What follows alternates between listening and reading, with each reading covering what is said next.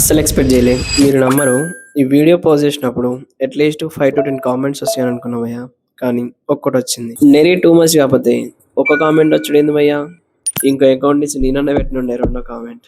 But anyways recipe చెప్పడం మన బాధ్యత. రెసిపీ ఎక్స్ప్లెయిన్ చేసి ఆ బ్రోని క్యాప్షన్ లో మెన్షన్ చేస్తా. సీ తీయండి.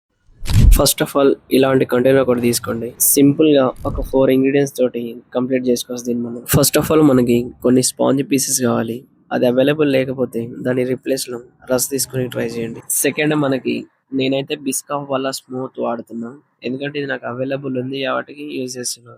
మీకు ఒకవేళ అవైలబుల్ లేకపోతే డైరీ మిల్క్ చాక్లెట్ ఉన్నది మెల్ట్ చేసి యూజ్ చేసుకోండి. నెక్స్ట్ మనకి ఒక కాఫీ పౌడర్ ప్యాకెట్ ఒకటి అండ్ మిల్క్ మేడ్ గా యూజ్ చేస్తాం. ఒక స్టోరేజ్ కంటైనర్ తీసుకొని దాంట్లో పీసెస్ పెట్టేసి షుగర్ సిరప్ లో మిల్క్ మేడ్ అనేది యూజ్ చేసుకొని ఆ మిక్స్ చేసిన వాటర్ అనేది ఇలా పోసేసేయండి. ఇప్పుడు లేయరింగ్ కోసం కొంచెం లైట్ గా క్రీమ్ తీసుకొని నేను బిస్కఫ్ వాళ్ళ ఈ స్మూతీ యూజ్ చేస్తున్నా. మీరు మాత్రం డైరీ మిల్క్ యూజ్ చేసేయండి. కాఫీ పౌడర్ లైట్ గా వేసేసి ఇప్పుడు పీసెస్ పెట్టేసి మళ్ళీ వాటర్ పోసేయాలి. సెకండ్ లేయరింగ్ కూడా same process.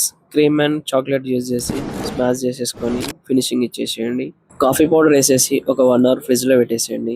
This item is ready. లో కాస్ట్ మిల్క్ డెజర్ట్ ప్రాసెస్ అనేది ఇట్లనే ఉంటది.